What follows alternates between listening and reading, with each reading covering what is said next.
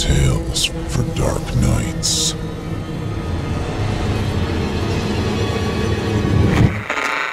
Want to make sure you never miss a Chilling Tales for Dark Nights video again? Be sure to subscribe and hit that bell to turn on notifications.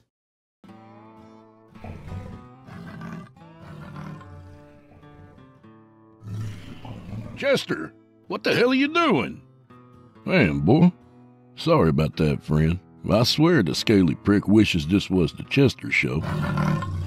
Oh, that's bullshit. What was I, like 2 minutes late? He's incorrigible, this kid. Come on in, friend.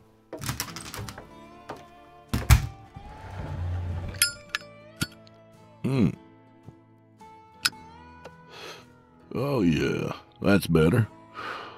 I swear, it's the fox guarding the chicken coop around here. One of these days, I'm gonna need to get a food taster.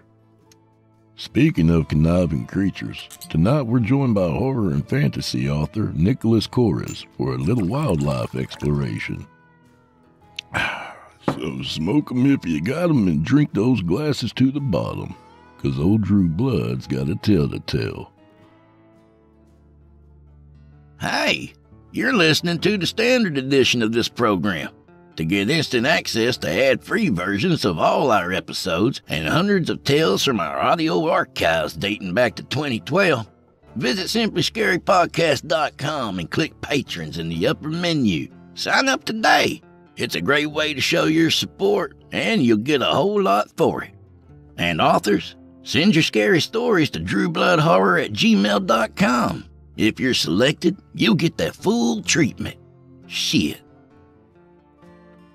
In tonight's tale, we join a few environmental types trying to shut down some housing developers. But sometimes not all environments are worth preserving. So without further delay, I give you, from author Nicholas Coriz, Fairy Hunt.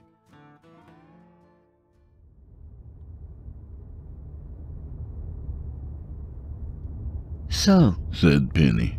She held the digital recorder out to the old man with the purple hair and tried to tuck away the goofy grin on her face. Why don't you tell us about the first time you saw a fairy? Gosh, man, I'll never forget it, said the man. His name was Anton, and he stroked his long gray beard with one hand while he held the steering wheel with the other. Heck, I was maybe 8 or 9. And I was out by myself, off in the woods somewhere. Kids went all over the place in those days. So I remember walking real far out somewhere, and I come across this place.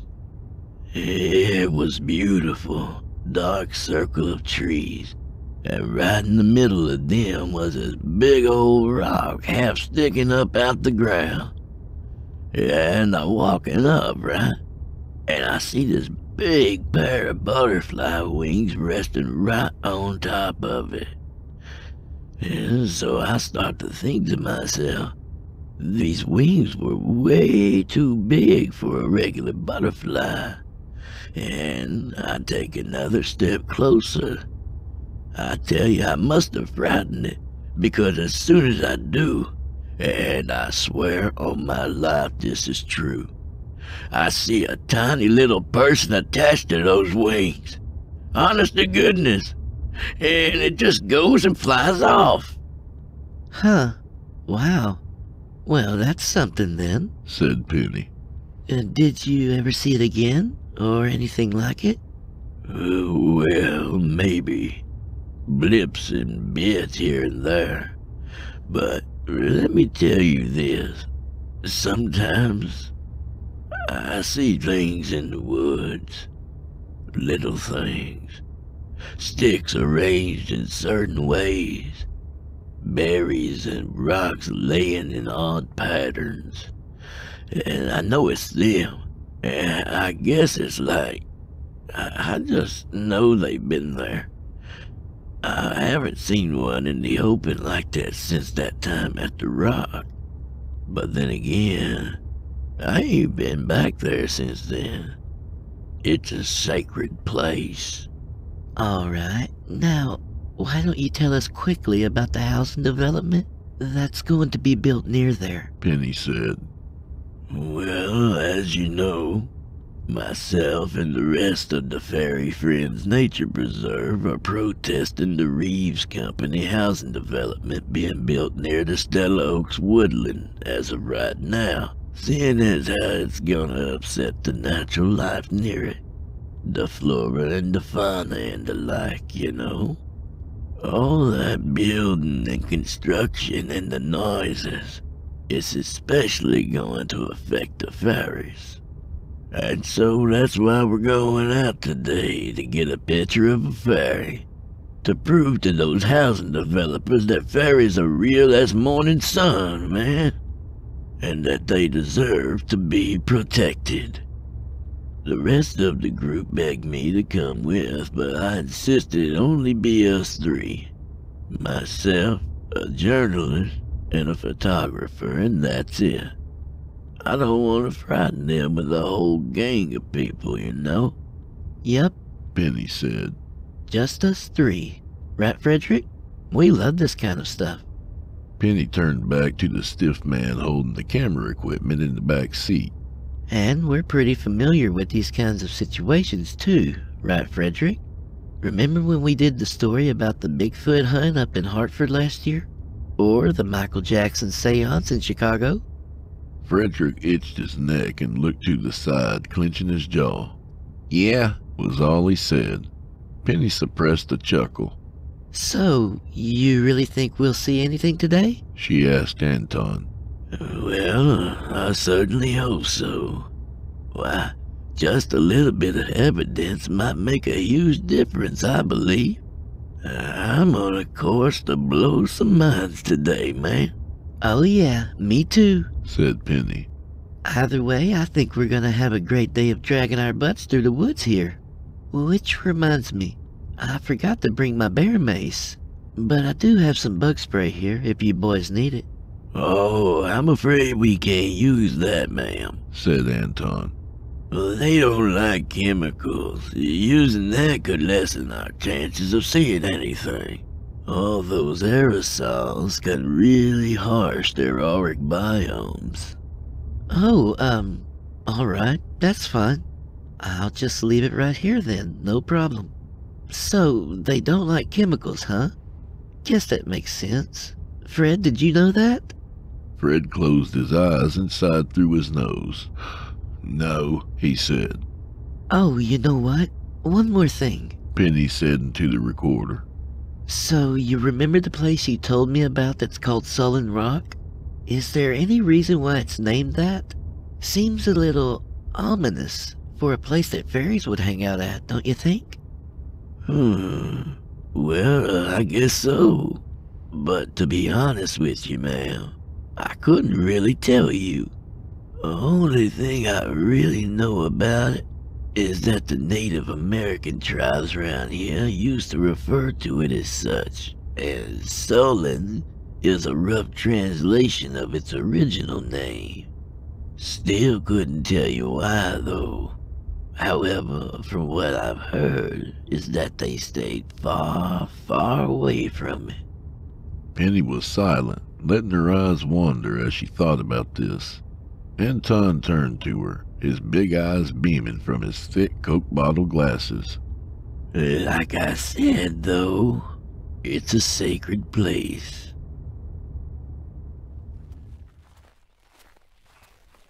Okay, everyone, said Anton. His bandana was dripping with sweat, as were all three by this point. Just a bit farther up now. And just as a precaution, we should probably keep our voices down just a little bit. Oh, and Fred, if you don't mind, I don't think we should be using flash photography. Fred slapped another bug from his neck, almost dropping the camera bag he was holding. He looked up and gave the old man a sneer. Penny wiped the sweat from her brow. The trees were tall here and thick. They almost completely blocked out the sun, yet not enough to stop the heat or humidity. She took a drink from her water bottle, then fanned herself off with the notepad in her hand. Great. Hey, are we almost there? She said. Yes, we're very close, said Anton, making a shush motion. All right now, stay behind me and keep your intent positive. Fairies can pick up on our sour gamma waves, so we need to maintain a diverse stream of consciousness while we're here. They watched the old man peel back bushes and tree leaves to reveal a slab of rough rock stuck halfway out of the ground. It wasn't as big as she had pictured it, but there was a sort of odd curvature about it, like a crescent shape sticking out of a smooth, lopsided base. A patch of pale sunlight lit it up, and the whole thing stood out amongst the darkness of the trees like a hangnail on a thumb. Oh my, Anton said. It's a little different than I remember it. Get a picture of that, Penny said. Frederick nodded and took a quick snap. Okay, now, we need to tread lightly. This is their spiritual nexus. Now, hold on just a moment. I have a gift. It's something of an offering. Somewhere within the trees, Penny heard a branch snap and her eyes shot all around her. She put a hand on her beating heart, then turned back to Anton. Wait, what's an offering? What are you going to do? Oh, it's nothing much. It's just a little thing that a Scottish failmancer taught me for making allies within the spirits of the Everwilds. Excuse me, I just have to get the stuff out of my pack here. 1 second. You'll see. Anton reached in his backpack and pulled out an ornate little teacup with a gold rim, which he gently placed on the flat of the rock. Then he pulled out a thermos with a tea bag sticking out of the side and poured a little bit of hot tea in the cup. Penny could smell honey and cinnamon from the warm drink. She nudged Frederick and he snapped a picture. Okay, said Anton. Now, there's that, and one more thing. They like sweet cakes, I'm told. So I got just a little thing here. Anton reached in the pack and produced a cellophane package of chocolate chip cookies. Not just regular chocolate chip cookies either, but bright purple ones that had sparkly rainbow sprinkles littered about within them. He gently laid one out next to the tea and dusted the crumbs off of his fingers. Penny held back a snicker and nudged Frederick. All right now, if you'll bear with me, I'm going to read a quick charge. Anton stood up straight, put his hand on his heart, and cleared his throat. Magic be quick, magic be free. A friend of the fairies I wish to be. He accentuated that last part with his thumb and forefingers together, swaying his hands like a symphony conductor. Penny and Frederick were both holding a smile now. All right, said Anton, turning back to them. Now, I don't know if that'll make 'em come running per se, but it's getting the line of communication open. I figure if we wait here for about another 7 hours or so, we're bound to see something. Also, if that doesn't work, I know some rhythmic dancing and chanting we can do to... Look, said Penny, pointing behind him. Anton turned around. The three of them could see a big pair of brightly colored butterfly wings and a small head sticking out from behind them. There on the rock sat a little creature with its back turned, and they could hear the teeny bites it took as it snacked on the sweet, bright cookie. Face agog, Anton lifted up his glasses and then dropped them back on.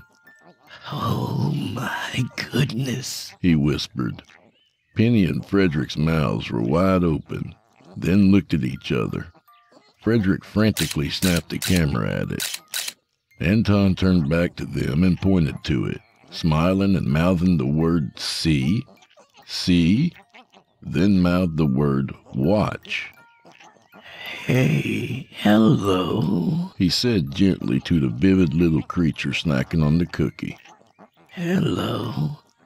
Hello, little forest sprite. My name is Anton, and these are peaceful people from the world of news information. We are simple outliers of the woods, here to make friends. Will you allow us to be your friend, little one? The creature stopped gnawing at its cookie and had turned around. When it did, the smiles dropped down from their faces. What the three of them saw was not what one would think of a traditional fairy with dainty features, a sparkly tunic, and a pair of cute pointy-toed shoes.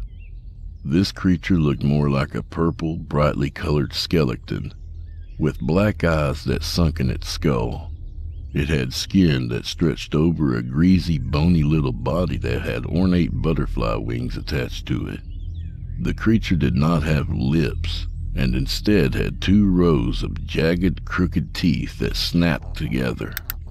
Anton pulled his hand back once the creature screeched, snarled, and snapped at him. Penny grabbed out to Anton's arm, and the two looked at each other, now with frozen hearts and stone faces. Anton steeled himself, and then forced a smile. Okay, it's all right, little one. We're just here to make friends. You like that treat? I brought it specially for you. The creature grasped its cookie with one skinny little arm and slashed up at him with a tiny hand that bore sharp little dirty claws similar to a cat's, as if the man were going to take it from him. Anton twitched himself away from the thing, but then cautiously reached his hand out towards it again.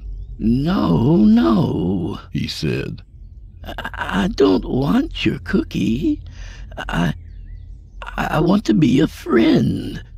Friend. It's okay. You can trust me. Anton, I don't know if that's a good idea, Penny said. No, said Anton. It's fine. Look. Still holding on to its cookie, the little skeleton fairy sniffed at him, screeched, snapped its teeth, and sniffed at him again. With a slight bit of hesitation, it put down the cookie and little by little made its way to Anton's hand as it moved in erratic, jerking motions. Then it leapt up from the rock onto Anton's arm, where it dug its claws in his flesh to make it up to his shoulders.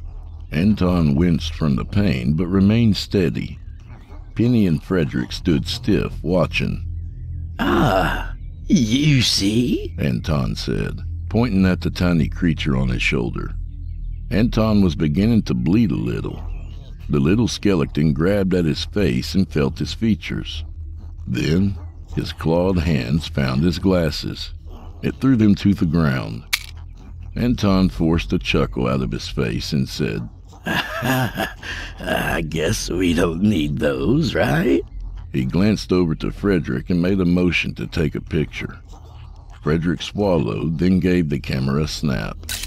Anton? Said Penny, swallowing. I think maybe this is probably enough. Anton was about to speak, but his words were cut off when the little skeleton fairy, now with a grip of Anton's hair in his hands, lifted its head high and screamed into the forest air. Anton shuddered at the sound of it in his ear and shut his eyes tight. Well, that was quite loud, wasn't it? He said, shuddering. Then from the darkness of the trees, 3 other skeleton fairies flew in and attached themselves to Anton. A pink one, a green one, and 2 pale orange ones, all with the exact same look as their purple brother, with the stretched out skin and the sunken in eyes. They crawled around him, picking at his flesh and clothes with their claws. Oh, look, said Anton, visibly shaken now. Friends, see, it's all right. We're just getting to know each other. Anton punctuated this statement with a grimace as one orange fairy sunk its crooked yellow teeth into the leg of his jeans and bit him. Anton tried to brush its head away with a gentle stroke. Then it craned its head up and bit him on the finger. As soon as this happened, the other creatures joined in as they picked, bit, and slashed into him more and more. Penny's face became pale, and a cool spread of fear flooded across her body. It's okay. It's all right, Anton kept repeating. A green one bit into his earlobe, and Anton grit his teeth, suppressing a scream. All right, he said. Let's just get you off of there. He gripped the skeleton fairy's body in his big hand and pulled it away from his earlobe. It held on like a dog with a piece of meat. He gave it a quick, sharp tug, and his entire earlobe came off inside the fairy's crooked little jaw. Anton let it go, and it zipped into the air. It landed on a nearby branch where it tugged at the fleshy piece of ear in its teeth and then spit it out onto the dirt. Then dove back down onto Anton's face. Oh my God, said Penny. The more Anton struggled against the creatures, the more they became excited and frenzied. All Penny and Frederick could do was sit and watch. Bleeding and picked at all over, Anton repeated, It's all right. It's okay. Over and over again. An orange one crawled across his legs and sunk its teeth into his hamstring. He dropped to his knees and tried to hold on to the bleeding wound on his neck as one was forcing its tiny skull head into the open wound. The purple one was fondling its claws on his eye socket, while more fairies flew from the trees, crawling about on him, biting and scratching. Tears rolled down from his eyes, which only stung the scratches and cuts on his face. Panting through clenched teeth, a spark faded from Anton's eyes. You should probably get away from here, he said to Penny and Frederick, trembling. Then he quivered and shook, and finally allowed himself to let loose a wild scream. Reacting to the sound of his pain, the little fairies fluttered around in a frenzy, gnawing at him like a pack of wild dogs, biting, clawing, scratching, licking blood and chewing flesh right off his bones, bit by teeny tiny little bit. Come on, Penny whispered, grabbing a handful of Frederick's shirt. Move back slowly. Don't make any quick moves. She and Frederick moved backwards step by step, unable to tear their eyes away from what the little creatures were doing to Anton as he howled himself to death. Behind them, they could feel and hear the flapping and fluttering of wings, and they were so close. One landed on Penny's hoodie, and she clenched all her muscles as she saw it, trying to remain steady. It looked up at her and shrieked right in her face. Two landed on Frederick, and he jumped when he felt them. "Fuck!" he yelled, and before Penny could stop him, he had done something brash. He grabbed one of the little fairies in his hand and crushed its body like a beer can. Its bones snapped like hard twigs, and its black, beady eyes popped out of its skull head. Then it felt like time had slowed down as Frederick threw the tiny broken body at the rock in the center of the trees, where it bounced off it and fell onto the dirt. All the fairies had stopped right where they were, and black silence filled the air. In unison, the fairies lifted their deathly faces from wherever they were at and screamed in a horrendous high-pitched cacophony. Frederick had clearly pushed the boundary, and maybe just a step further when the dead fairy was besmirched on their sacred rock. "Go!" shouted Frederick, pushing Penny back. Before she had a chance to even assess the situation, The fairies all swooped into the sky like a plague of locusts and rained down on Frederick. "Go!" Frederick tried to shout again as the fairies reached their claws into his open mouth, clawing at the insides of his flesh. Penny turned herself around and ran as fast as she could down the hills of the forest, heart thudding in her chest. Frederick's screams floated in and out of the trees as she ran, while she gulped in panicked breaths of air. While most stayed behind, a few had followed her to the car and scratched at her as she ran. Their claws were like prickly little barbs and cut deep. Penny yelped as one tried to dig into her left eye. She ripped it away from her face and threw it aside before getting into the car and slamming the door shut. Anton had left his keys in the dash console. Penny snatched them up and started the car. 3 fairies perched themselves on the windshield and scratched at the glass. A yellow one hooked itself to the rearview mirror and tried to bash at the car window with its brittle forehead. Penny floored the gas out from the dirt trail. She found her way out to the main road amongst the trees. She gripped the wheel tight. "God damn it," she yelled. She reached into her jeans and pulled out her digital recorder, then slammed it into the dash over and over, swearing until it was broken. Then she threw the pieces behind her. When she had finally reached the main road and the fairies were no longer stuck to the hood, she pulled over, car hanging halfway into the road. She crumpled up to her side and buried her face in her hands. An indistinct clamor of clicks and hoots echoed in the distance. They sounded like the shrill hoots and screams of excited zoo monkeys, but she could immediately recognize the rusty inflection in their voices.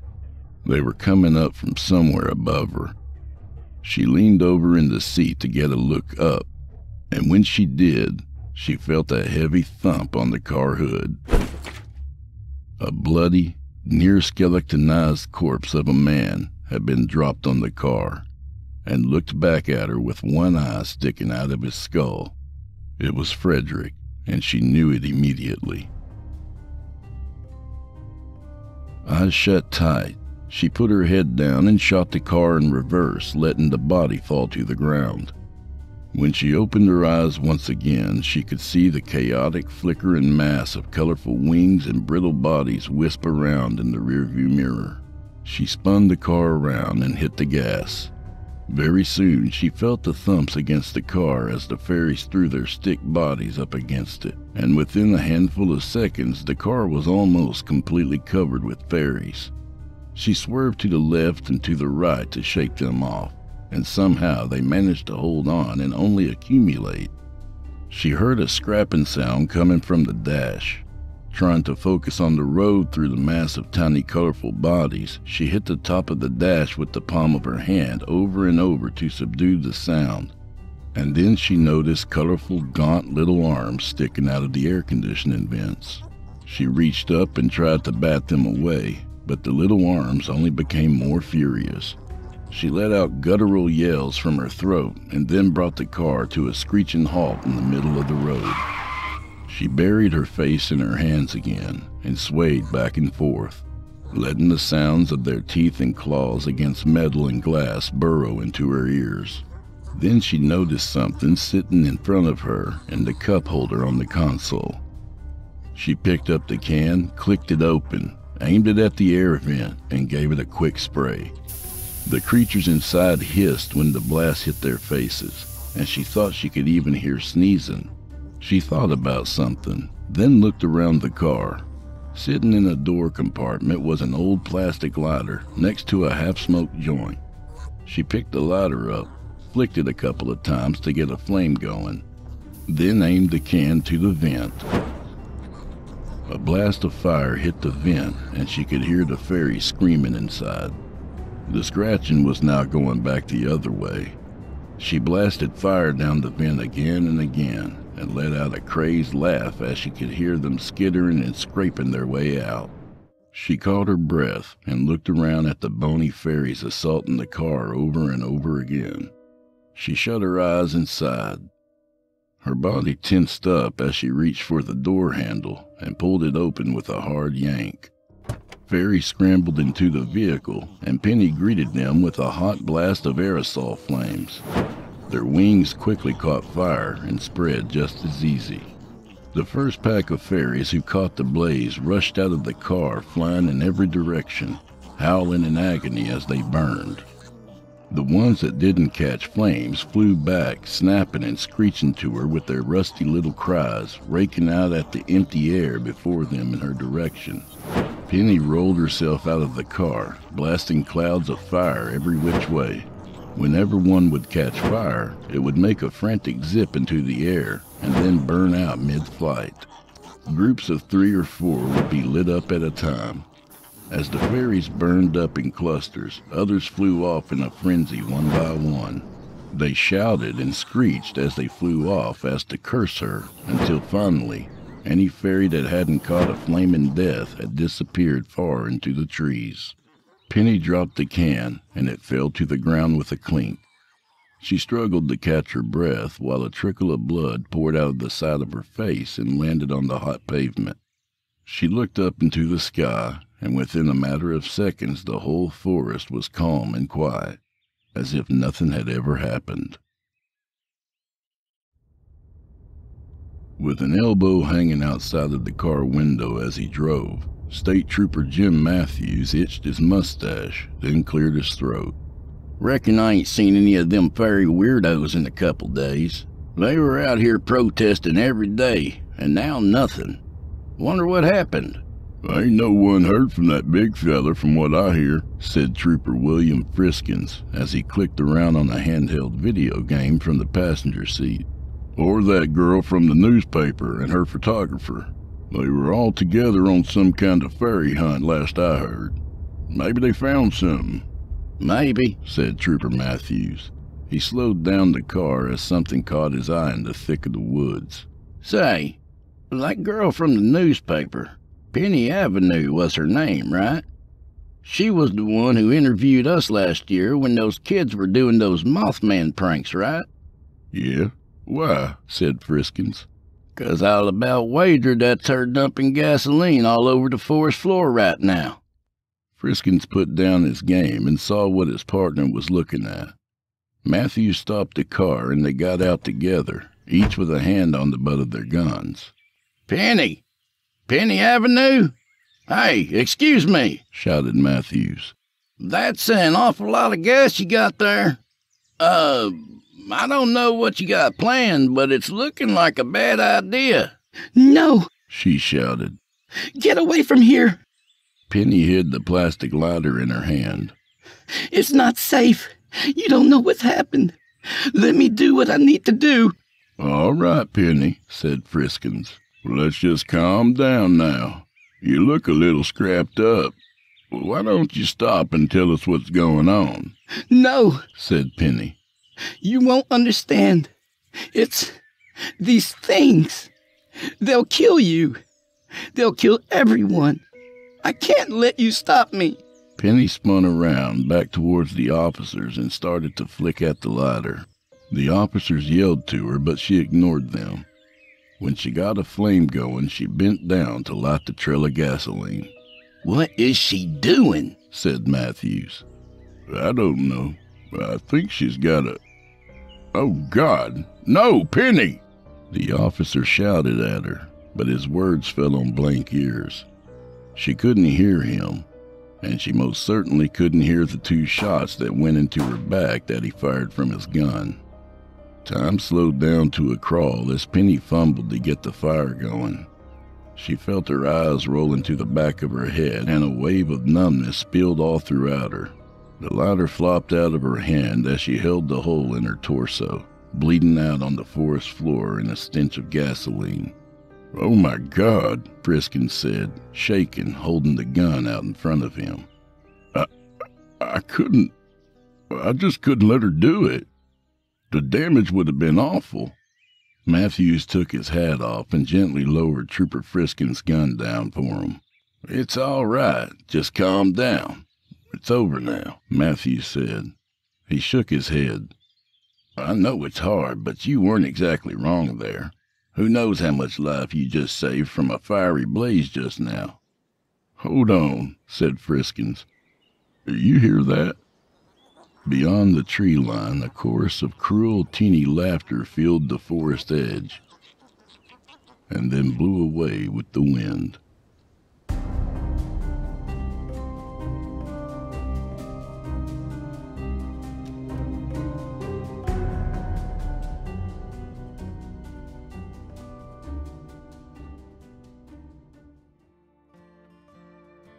And that was Fairy Hunt by author Nicholas Coriz.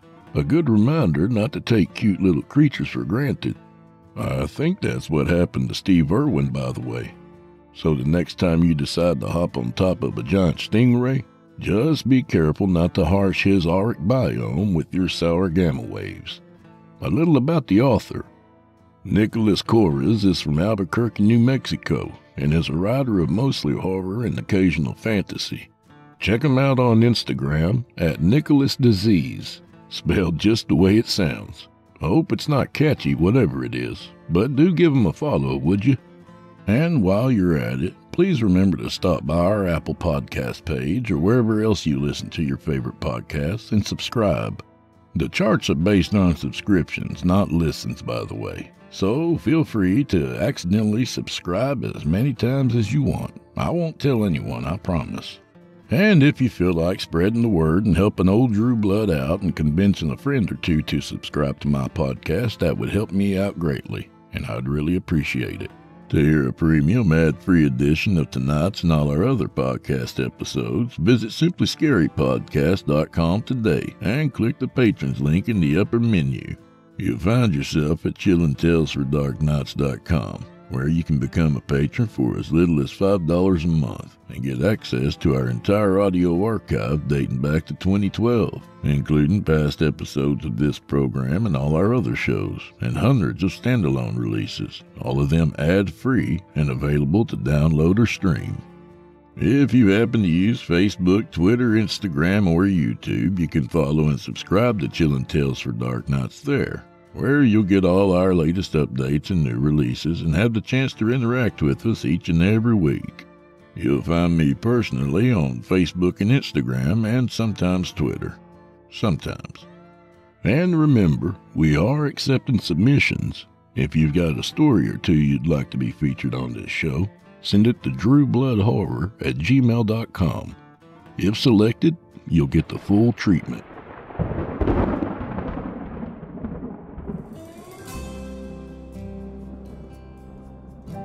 Well, I'm afraid this is where we part ways, friend. At least till next week. So grab a drink for the road, but keep your bear spray handy. I don't see many fairies around here, but I'm sure there's something out there that'll bite you. At this time, I'd like to say hello to a couple of listeners who were kind enough to stop by and say hello to me on Facebook. John McKenzie and Patrick Mull. Hey, John. Hey, Patrick. I've enjoyed our conversations, fellas. I appreciated the kind words y'all sent my way. I really appreciate getting to meet good people, such as yourselves. So, John McKenzie and Patrick Mull, may the wind be at your back, and may the road rise up to meet you. May the spirits of the Everwild spare your earlobes. And, of course, go fuck yourselves. Good night, y'all.